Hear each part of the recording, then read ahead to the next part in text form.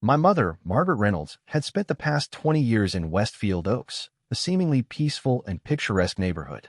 It was the kind of place where houses had neatly trimmed hedges, kids rode their bikes in the cul-de-sacs, and retirees like my mom could enjoy their golden years in relative tranquility.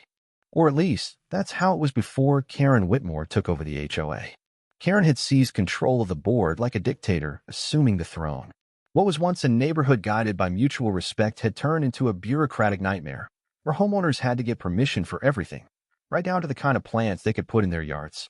My mother was a quiet, kind-hearted woman who kept to herself. She wasn't the type to cause trouble.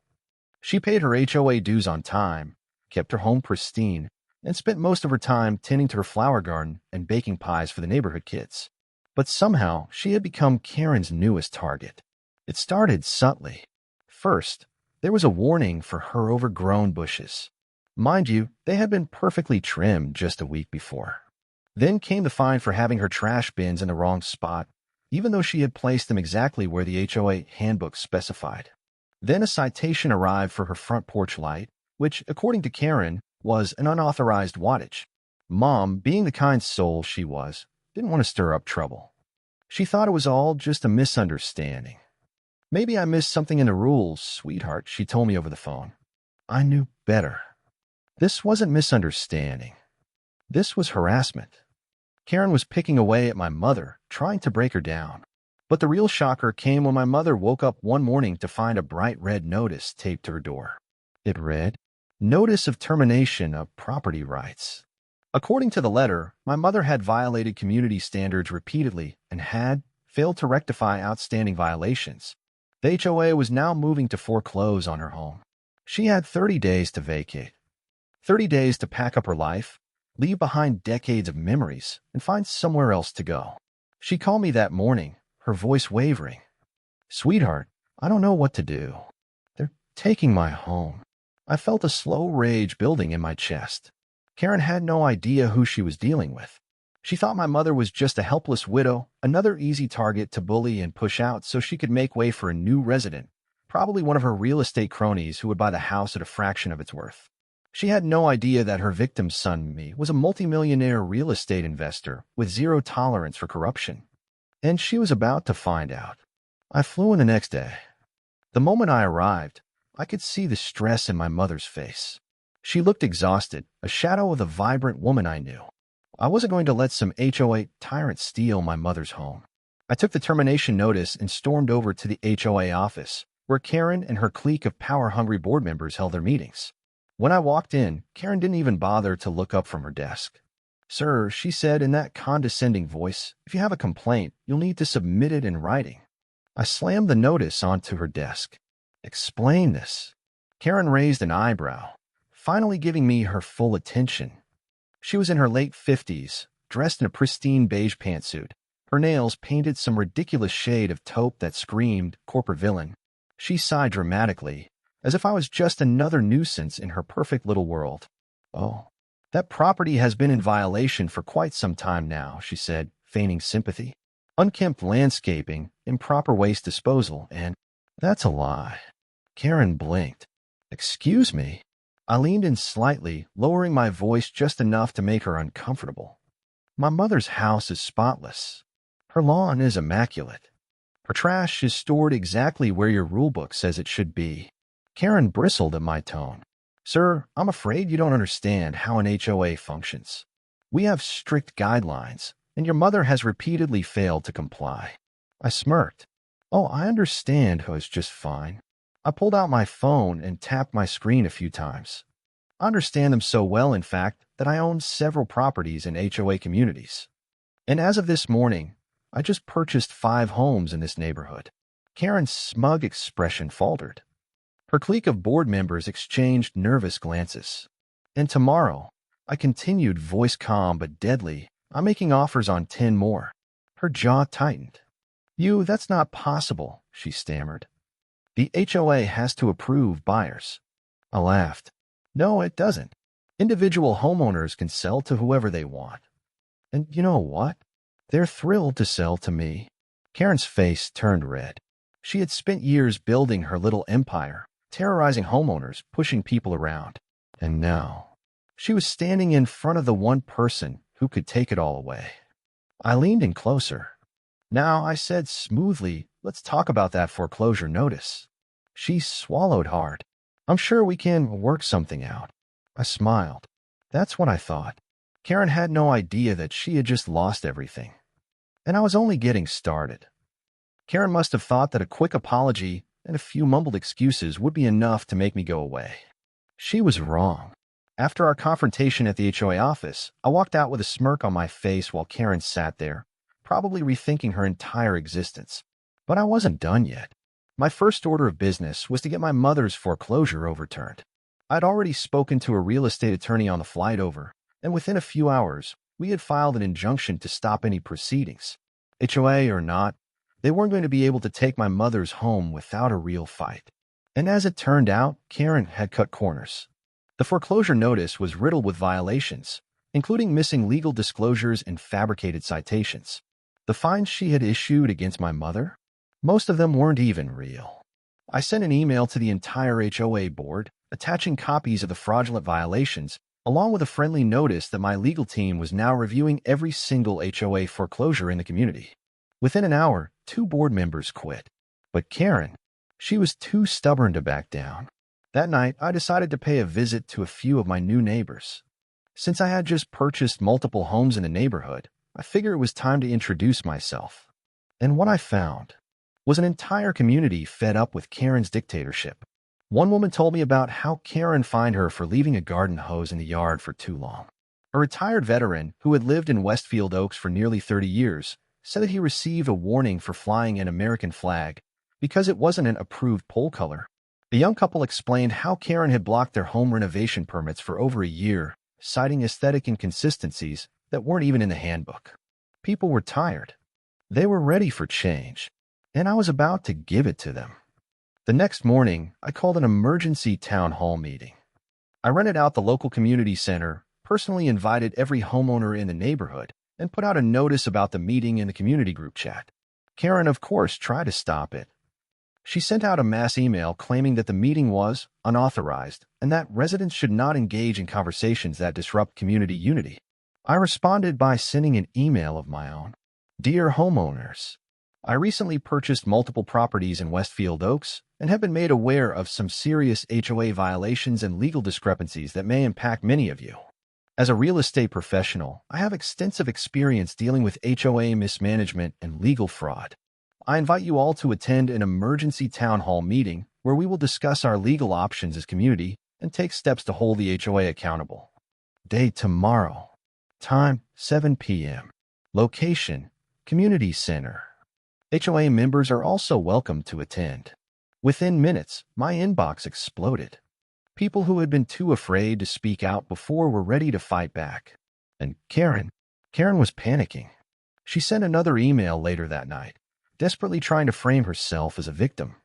"Dear residents, it has come to my attention that some individuals are spreading false and damaging rumors about our community's leadership. As always, I have only acted in the best interest of the neighborhood and have worked tirelessly to uphold the standards that make Westfield Oaks such a wonderful place to live. Please be wary of individuals who seek to disrupt our community and spread misinformation. Regards, Karen Whitmore, HOA President." It was pure desperation. But it wasn't going to save her. Because at that meeting, everything changed. When I walked into the community center the next evening, I was met with a full house. Dozens of homeowners, from longtime residents to newer families, had shown up, ready to take back their neighborhood. I walked up to the podium, cleared my throat, and started speaking. "Good evening, everyone. For those of you who don't know me, my name is Nathan Reynolds. I explained that I had recently purchased multiple homes in Westfield Oaks and that, in the process, I had uncovered serious legal issues regarding the HOA's operations. I projected several key documents onto a screen. The fake violations issued to my mother. The illegal foreclosure notices targeting seniors. The financial records showing HOA funds being mismanaged. The room was dead silent. People murmured in disbelief. Some homeowners shook their heads, while others gritted their teeth in anger. Then I dropped the biggest bombshell of the night. I clicked to the next slide, displaying a copy of Karen's personal business filings. This is a document showing that Karen Whitmore is the listed owner of Whitmore Property Solutions. The screen changed again, revealing a financial report. And this, I pointed to the highlighted numbers, shows that the HOA has been transferring funds directly into this company for the last 3 years. Gasps echoed through the room. A man in the back stood up. "You're telling me she's been using our HOA fees to pay herself?" "That's exactly what I'm telling you," I said. The crowd erupted. Shouts of anger filled the air. People who had once been afraid of Karen were now furious. And then, in the middle of it all, the doors swung open. And in stormed Karen. She looked furious, her face flushed red, clutching a clipboard like it was a weapon. "This meeting is unauthorized," she shrieked. "You all have no right." I turned toward her, completely calm. "Actually, Karen, we do." I held up a printed document. "This is a petition signed by over 50 homeowners calling for an immediate board vote." Karen froze. And then the final blow came. A member of the HOA board, a timid-looking man named Greg, who had been quiet all evening, stood up. "I vote to remove Karen as HOA president. Effective immediately." The room burst into applause. Karen went pale. And just like that, her empire began to crumble. Karen had just heard the words that sealed her fate. "I vote to remove Karen as HOA president. Effective immediately." For the first time since this whole mess started, she wasn't in control anymore. The room was buzzing with energy, homeowners talking over each other, some cheering, others still in disbelief over just how deep Karen's corruption ran. Karen, meanwhile, was frozen in place. She looked like someone had just pulled the floor out from under her. And then she snapped. "This meeting is illegal," she screeched, her voice echoing through the community center. "I am still the HOA president, and you can't just vote me out." Her clipboard trembled in her hands as she scanned the room for support, but the board members avoided her gaze. Even her closest allies, the ones who had backed her for years, looked like they wanted to disappear. She was alone. But Karen wasn't the type to go down quietly. Oh no. She had one last trick up her sleeve. She grabbed the microphone off the podium, clutching it like a lifeline. "You all have no idea what you're doing," she shrieked. "This community needs structure. It needs leadership. Without me, everything will fall apart. You're all going to regret this." Someone from the back of the room yelled out, "Yeah? Well, we're willing to take that risk." Laughter rippled through the crowd. Karen's face turned red. I stepped forward, completely calm. "Karen, let's be real here." I crossed my arms, my voice steady and even. "You don't care about this neighborhood. You never did. You care about control. You care about power. And most of all, you care about the money." Gasps echoed through the room. Karen's eyes flickered with panic. I continued, reaching into my folder. "And just so we're clear, let's go over exactly how much money you've taken from this community." I pulled out the HOA's financial statements, ones I had already forwarded to my attorney and the authorities. According to these records, HOA funds have been funneled directly into a company you own, Whitmore Property Solutions. Karen flinched. "No. And those landscaping fees everyone's been paying?" I smirked. "Turns out, the landscaping company is also owned by you." Murmurs of outrage rippled through the crowd. "But here's the best part," I said, turning to the HOA board members. "If Karen refuses to step down, I'll be sending all of this directly to the Attorney General's office." A stunned silence fell over the room. Karen's hand tightened on a microphone. Her mind was spinning. She was trapped, and she knew it. Her choices were clear. Step down quietly and hope to avoid jail time. Fight this and get buried under legal action. For a moment, I could almost see the gears turning in her head. Then, just when I thought she might try to argue her way out, she did something no one expected. She dropped the microphone, turned on her heel, and stormed out. The doors slammed shut behind her. For the first time in years, Karen was powerless. And it was glorious. The fallout, cleaning up Karen's mess. After Karen stormed out, the room erupted into conversation. Some people cheered. Others stood in stunned silence. But one thing was clear. She was gone. And now, we had to clean up the wreckage she left behind. I walked back up to the podium, facing the crowd. "All right, folks. Now that Karen is out, we need to decide what happens next." One homeowner raised his hand. Can we dissolve the HOA entirely? The room exploded with agreement. But that wasn't an immediate option. Dissolving an HOA is a legal process, and Karen had spent years weaving a web of power that wouldn't disappear overnight. We'll look into it, I promised. But first, let's take control of the board. We held an emergency vote, electing new board members on the spot. And let me tell you, every single one of Karen's cronies got booted. By the end of the night, we had overturned every fraudulent fine issued under Karen's leadership, froze the HOA's bank account to prevent any more embezzlement, started legal action to audit Karen's financial activity. Karen had tried to rule this community with an iron fist. Now she was facing financial ruin, legal consequences, and complete public humiliation. And honestly, it was exactly what she deserved. Karen's final meltdown, the aftermath. I thought Karen would go quietly. Then after losing her empire, she'd slink away in shame. I was wrong.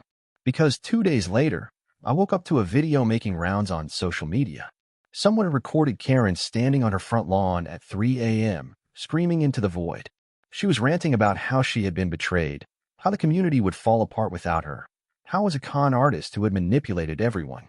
It was like watching a villain in a bad soap opera have a complete mental breakdown.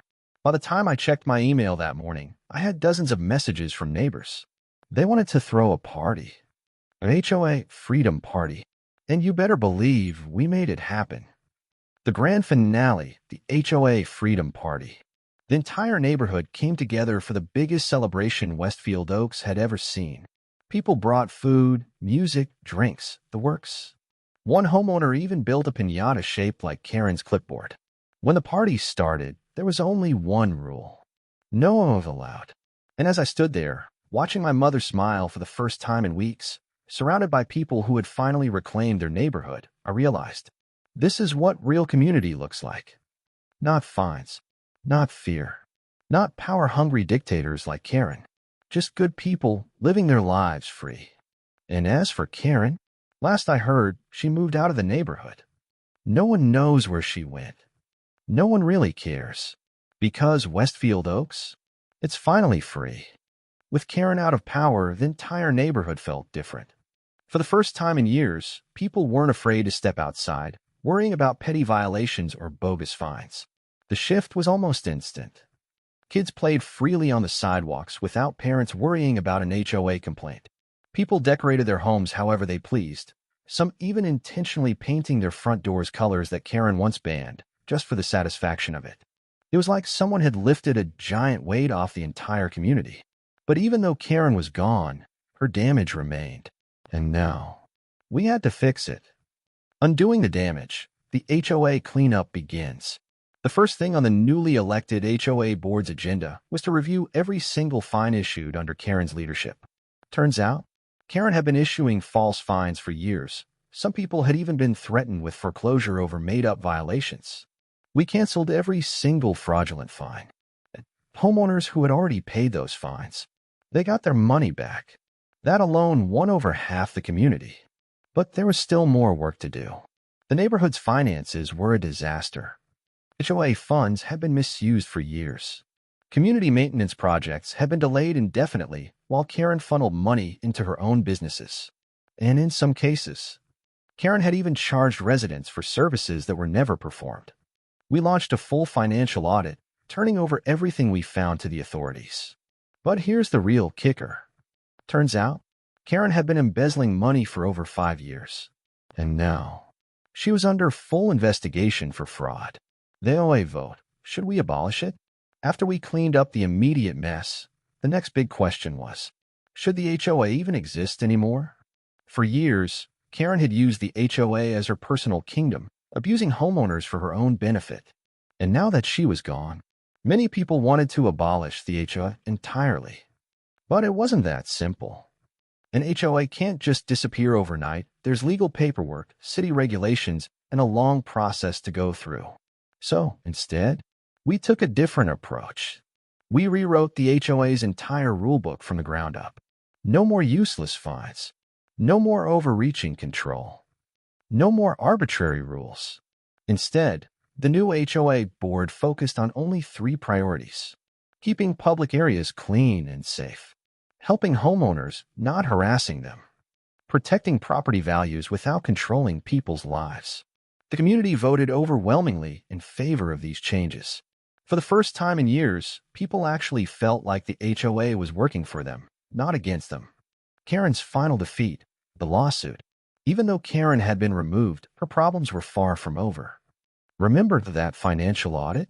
Well, once the investigators dug into Karen's finances, they found a lot more than she ever wanted anyone to see. Not only had she been embezzling money from the HOA, but she had also been using HOA funds for personal vacations, overpaying companies she secretly owned to funnel money back to herself, threatening homeowners with foreclosure to get them to sell to her real estate friends. And when the community took her to court, she lost badly. The judge ruled that she had to repay thousands in stolen HOA funds, and she was personally fined for her fraudulent activities. She was also banned from holding any HOA leadership positions anywhere ever again. And as for her once pristine reputation, completely destroyed. People knew what she had done. Her name was in the papers. She had spent years bullying and harassing people. Now, she was the one losing everything.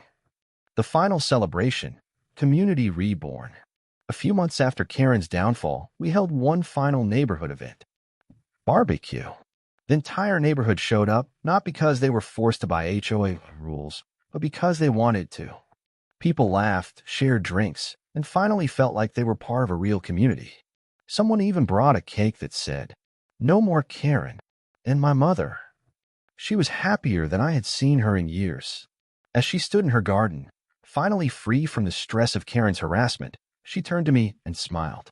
"You saved my home, sweetheart." I smiled back. "No, Mom. We saved the whole neighborhood." And as the sun set over Westfield Oaks, I realized something. This wasn't just about Karen's downfall. It was about people standing up for what was right. It was about community over control. And most of all, it was about never letting someone like Karen hold power again. For most people, public disgrace, financial ruin, a court order to repay thousands of dollars would be enough to make them crawl under a rock and disappear. But Karen, she wasn't most people. A few months after she was legally removed from Westfield Oaks, the neighborhood had finally settled into a peaceful rhythm. No more petty fines. No more HOA dictatorship. And most importantly, no more Karen. But then rumors started spreading. Someone had seen Karen lingering around the neighborhood. At first, people thought it was just a coincidence. Maybe she had left something behind. Maybe she was just checking in on an old friend. But then, she started showing up at HOA meetings. At first, she just sat quietly in the back. But then, she started whispering to board members. And one day, she stood up and tried to speak. The room fell silent. Karen cleared her throat, lifting her chin in that self-important way she always did. As a former HOA president, I have years of experience managing this community. She smiled, that fake, polished, politician-style smile. I believe that if we truly want Westfield Oaks to thrive, we need strong leadership. Leadership that understands the challenges our community faces. Leadership that, "Oh, shut up, Karen," someone yelled from the back. Laughter rippled through the room. Karen's smile twitched. The new HOA president, a no-nonsense retired firefighter named James, leaned back in his chair and crossed his arms. "Karen, I'm going to stop you right there."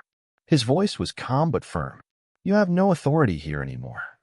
You were removed, sued, and banned from ever leading an HOA again. And yet, here you are, still trying to push your nonsense."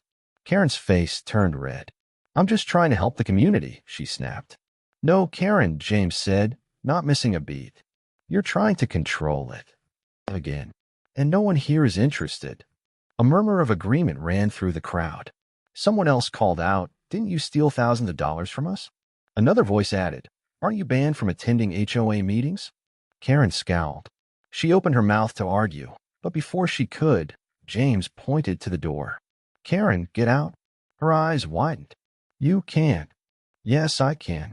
James tilted his head. "And if you don't leave, I'll call security. Or better yet, the police." Karen's breathing grew shallow. She gritted her teeth, clutching her ridiculous clipboard as if it could somehow save her. But she had lost. Again. And she knew it. So, with one last glare at the room, she turned on her heel and stormed out. The door slammed behind her. And just like that, Karen Whitmore was officially done. Forever. Where did Karen go? 4 weeks after her final meltdown, people speculated about what happened to her. Did she move to another HOA? Did she try to scam another community? Or did she finally realize her reign of terror was over? Well, as it turns out, Karen did try to join another HOA. She moved 3 towns over into a newly built community with a fresh HOA board. She applied for a leadership position immediately. And guess what? Someone from Westfield Oaks caught wind of it. Within hours, Karen's entire history was shared in that community's Facebook group. Screenshots of her fraud, her HOA dictatorship, and her humiliating removal flooded the thread. By the next day, Karen's application was rejected. And just like that, her dream of controlling another community died before it even started. After that, no one really heard from her again. Some say she moved to a neighborhood without an HOA. Others believe she left the state entirely. But honestly, nobody really cared. Because Westfield Oaks was finally free. The new Westfield Oaks, a community reborn. A year after Karen's downfall, Westfield Oaks was unrecognizable, but in the best way possible. With the corrupt HOA gone, the new leadership focused on actual improvements instead of ridiculous petty fines. The neighborhood pool was finally renovated. The community garden flourished. Homeowners were allowed to actually enjoy their properties without fear of Karen's clipboard army. Most importantly, people were happy again. For years, Karen had tried to turn the neighborhood into her own personal empire. And now, the community had taken it back. And as for me, well, I decided to keep my properties in Westfield Oaks. Not just as an investment, but as a reminder. A reminder that bullies like Karen can only win if people let them. And in the end, she lost everything. And we won.